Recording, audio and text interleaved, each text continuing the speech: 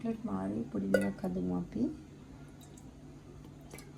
මේකට වඩා දාගන්න ඕනේ fresh milk.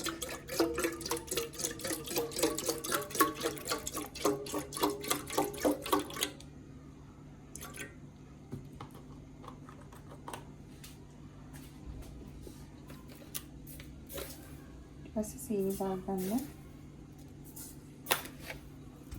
සීනි මේකට ග්‍රෑම් 50ක් 60ක් විතර දාගත්තා නම් ඇති.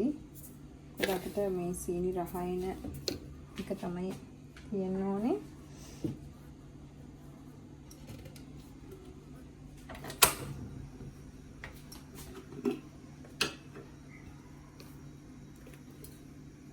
ඊට පස්සේ chocolate හැදි දෙකක් විතර වල දාගන්න. තුනක් විතර දාගන්න.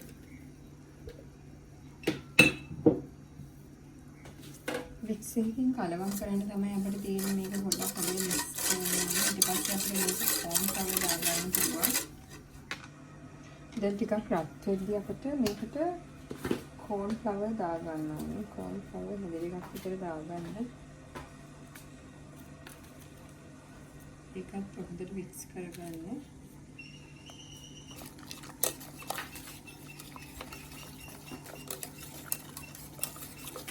මේ corn flour දාලා මේ ටික් වෙලා තියෙන්නේ. මේ වගේ ටික් එකකට ගස්සන මේක. ඊට පස්සේ මේකට අපි chocolate ටිකක් දාගන්න. මේකට අග්ගාලා දිය වෙනවා. මොකද මේ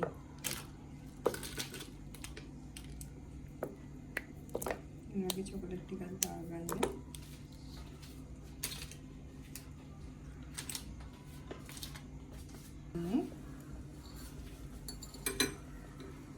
දැන් මේක ඇත්ති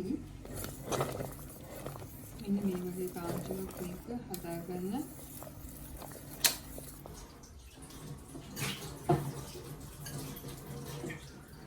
මේ ලේයර් එකත් මෙන්න මෙහිම දාගන්න. දෙවෙනි ලේයර් එකත් ඔයාලා දාගන්න. ඔයාලට පේනවා. ඊට පස්සේ මේ දාන්නයි අපිට තියෙන්නේ.